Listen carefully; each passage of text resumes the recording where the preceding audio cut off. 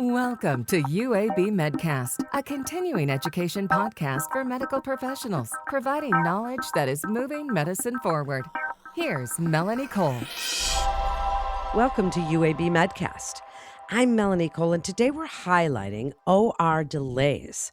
Joining me is Dr. Napoleon Player. He's the Associate Vice President of Perioperative Services and Procedure at UAB Medicine. Dr. Player, it's such a pleasure to have you join us today. And as I understand it, you are relatively new to UAB Medicine. So tell us a little bit about yourself and how you came to UAB. Yes, so thank you for such a great opportunity to get out into the community in the UAB medicine space. Super excited for this chance. So a little bit about myself. I did a lot of my medical career in Louisiana and Texas and had an opportunity to kind of see UAB in the periphery, and then had the opportunity to start to partner with a search firm, and they highlighted some of the amazing things that UAB has done and want to do in the future.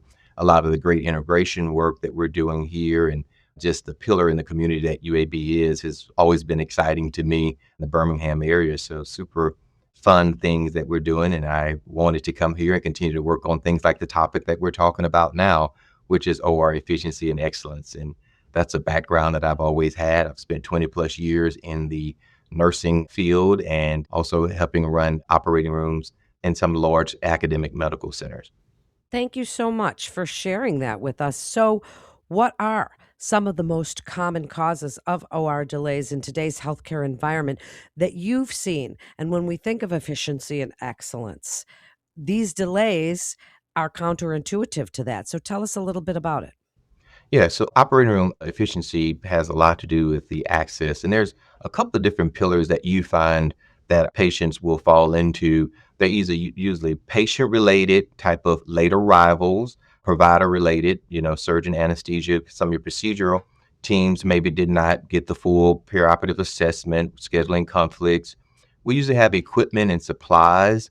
That's where you're missing just the unavailable instruments. There are processing delays, equipment malfunctions, which are rare, but sometimes implant specialty. You have room turnover, like the case before. They maybe got into some difficult anatomy, and we booked a 4-hour spot and it turns into 5. Of course, we always focus on our patients and, want to give them the time and attention needed there. And so it may run that other case over. We do see that frequently in many operating rooms. And then overall communication is always one of the things that we see causes delays. We do a lot of multi-surgeon type of procedures here. We do very complex cases at UAB where maybe 2 different surgeons are having to operate. We have a huge robotic fleet here. And so that causes us to do just very complex cases. And so those multitude of things can cause delays, just coordinating all of that.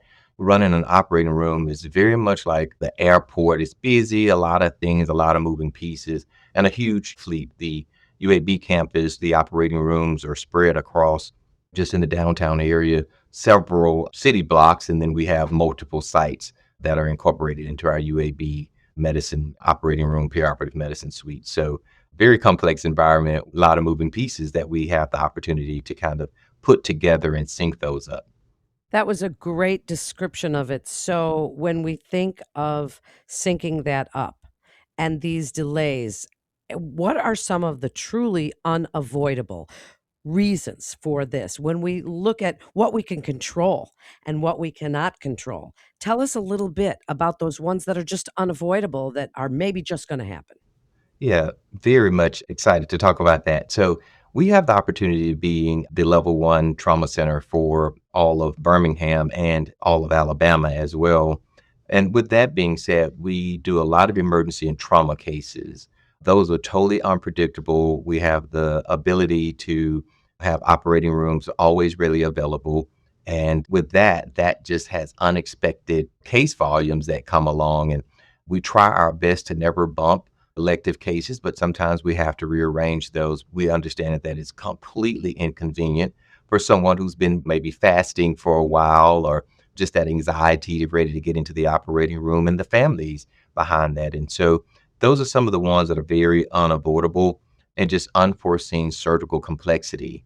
You start and you had a mission of completing one type of operation, And then you get in and you see that it's a little bit more complex and we need a little bit more time. So we always want to focus on that and give our surgeons that opportunity to continue to provide the best level of care. And there's just some things that are unforeseen. I don't care how much diagnostic testing you do or just the things that we do in partnering to prepare to get a patient ready for the operating room. We kind of come at the operating room, like I told you, very much from a airport type of situation where we really behind the scenes issue what I kind of call a boarding pass to say that the patient is completely ready, from insurance verification to radiological images and just different lab tests. And so all of that becomes very complicated. And sometimes any of that stuff that gets off really is truly unavoidable. You need to pause and make sure that the patient is optimized for surgical care. Then, based on that, which ones are preventable? Because obviously, as you say, as a trauma center, and these traumas come in, and that's going to push everything back, or you find something you didn't expect. But what about the preventable ones? Like you even mentioned earlier, patients being late or things like that happen. Are those kinds of things preventable? What would be considered something you can foresee? So we do a lot in our Kirkland clinic, a lot of preparation for inpatients and outpatients. And so working with the surgeons and understanding first off, what is the posting? What is the case? What are the required implants? And, what are the required instrumentation? Because that's a very complex process. And so that communication is key.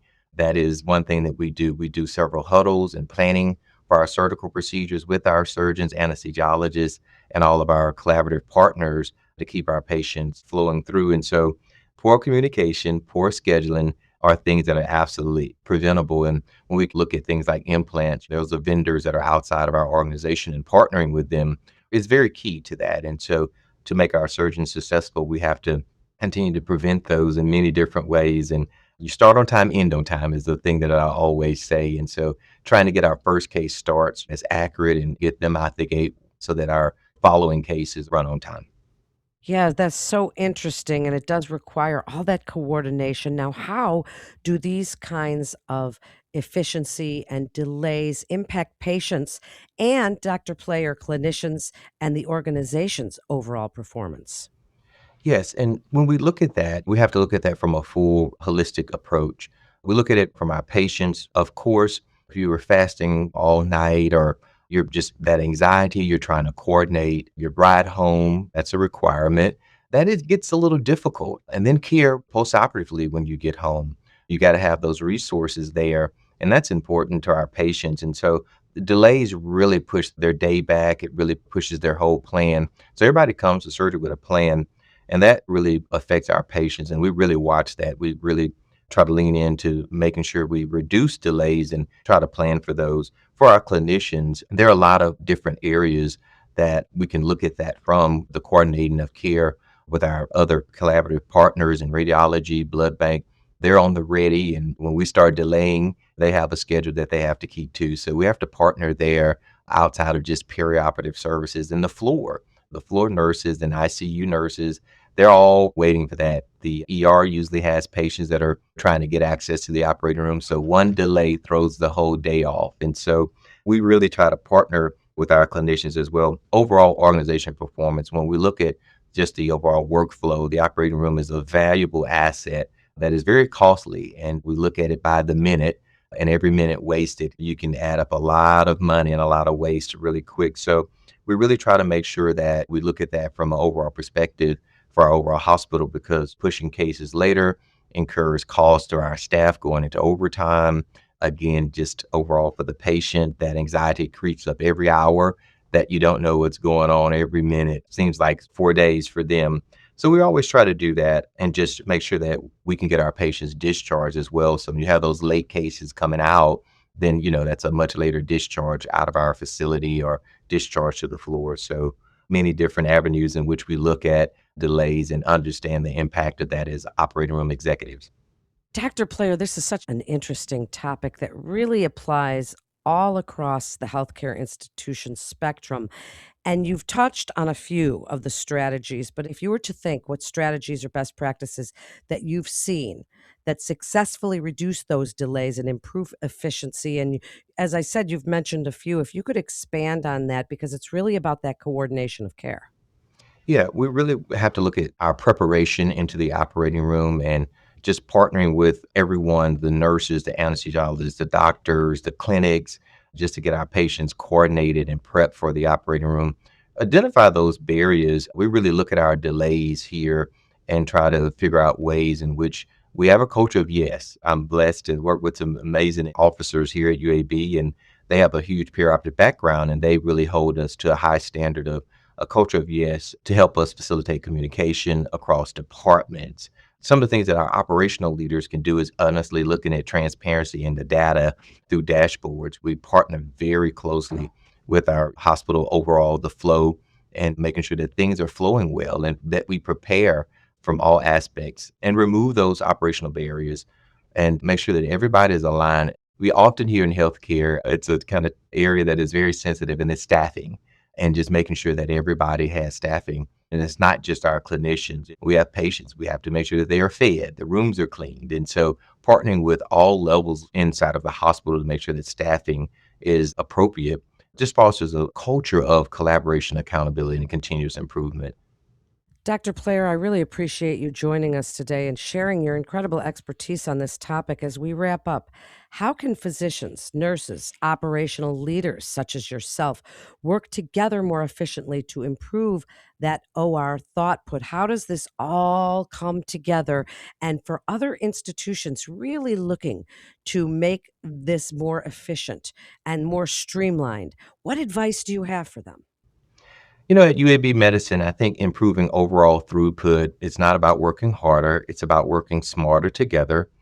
When our surgeons, anesthesia professionals, nurses, and our sterile processing, patient transport, environmental services, operational leaders all function as one, as a coordinated team, it just makes our patients receive safer, more timely, and experienced care, very efficient environment. I think that is one of the key things that I have, and just every minute in the operating room matters, focusing on communication, preparation, standardization, and teamwork that reduces preventable delays and improve our inpatient outcomes. And so just having that care model of a culture of yes, those are the ways that we partner with our care partners and make things better here at UAB. Thank you so much, Dr. Player, for joining us today. And for more information, please visit our website at uabmedicine.org/physician. That concludes this episode of UAB Medcast. I'm Melanie Cole.